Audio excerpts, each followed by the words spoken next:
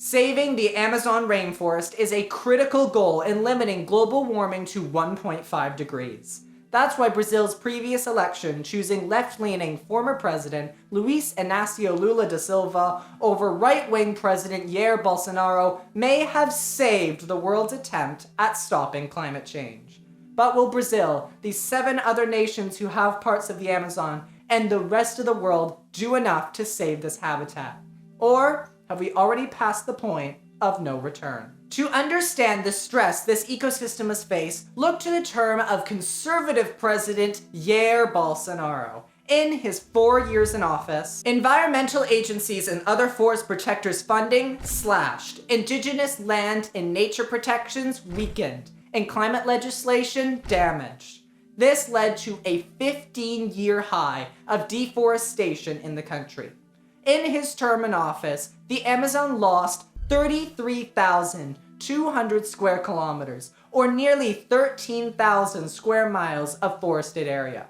That's larger than the entire country of Belgium worth of forest. So what was the point of all of this? Well, according to Bolsonaro, for economic growth and development. The majority of the land cleared was for the land itself. It was typically converted into farms. These farms have helped Brazil have the most beef cows out of any country, exporting nearly a quarter of the world's beef, to overtake the United States to become the top exporter of soybeans, and also to be the top exporter of raw sugar and poultry. It helped that Bolsonaro was supported by many agribusinesses who benefited from these policies. And he gained political favor from farmers, miners, and loggers, many of whom supported him in the last election. This increased demand for land did have its economic downside, such as nearly $500 million in environmental aid to Brazil being frozen in the Amazon Fund for Forest Conservation and Climate Protection. Due to the desire for economic growth by both Brazil and the other Amazon countries, the rainforest is starting to dry out and die back. Scientists have predicted that a point of no return, when deforestation hits 20 to 25%, will be hit if we do not end this path. And we are dangerously close to hitting that point. So far, it is estimated that in the last 50 years, 17% of the forest has been lost. So what can we expect from this new left-leaning government? Well, looking at Lula's previous time in office, from 2003 to 2010, he managed to drop deforestation rates by 67%. In the present, his main goals appear to be reversing many of the policy decisions made by his predecessors, including refunding and restaffing services and agencies battered by Bolsonaro, and addressing the organized crime against nature. But some of his plans seem a bit more ambitious. When he attended the COP27 summit, he announced to the world that Brazil is back, and we will do whatever it takes to have zero deforestation and degradation of our biomes by 2030, and maybe even hosting the COP30 summit in the Amazon region. So, will all of these goals save the Amazon? Well, ending all deforestation would certainly be a big milestone, but more needs to be done than just stopping the fall. More action will be needed to begin restoring lost trees, especially those on unproductive land, allowing indigenous people to aid in this effort and to resolve the conflicts between them and ranchers, the enforcement of laws and the surveillance of the forest, using science-based solutions to solve problems faced, and allowing commercial zones only where science says it can go. Improving the lives of people living in the forest, both indigenous and not, for the improvement of them and the forest. And of course, realizing that this is not a regional issue or a South America issue, but a global issue, and one that needs a global response. While Lula might be determined, and there is a lot of work to do, there are some difficulties to face. Bolsonaro's Liberal Party and other right-wing allies have the largest presence in the legislature, which will certainly provide challenges for this agenda.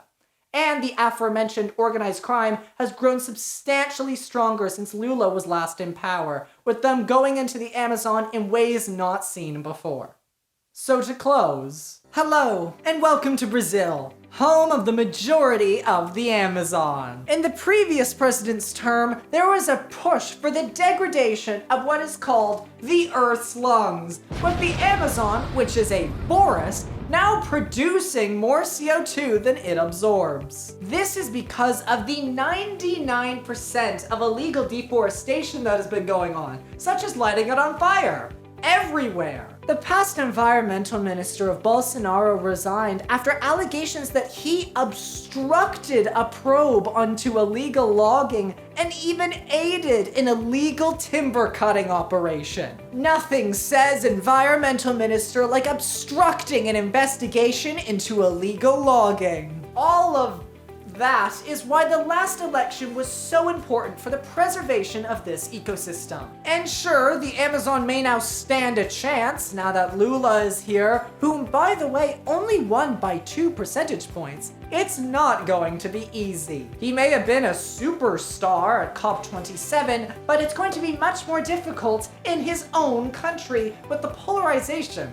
including the Brazilian legislature. The right-leaning are the largest bloc in both the lower chamber of deputies and the upper federal senate. So people voting on, say, environmental legislation will include that resigned environmental minister. While Lula seems ambitious, he has dammed off the Amazon River before and had a falling out with his former and once again environmental minister. So will the Amazon survive humanity? I guess we'll all just have to wait and see.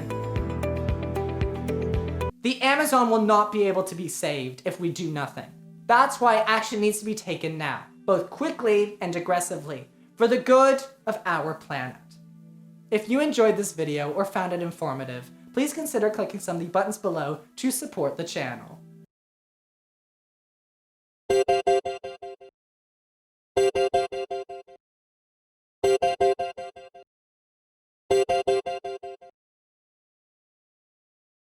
Did you know that Bolsonaro said that some indigenous people in the Amazon eat dead people and that he'd eat human flesh no problem at all?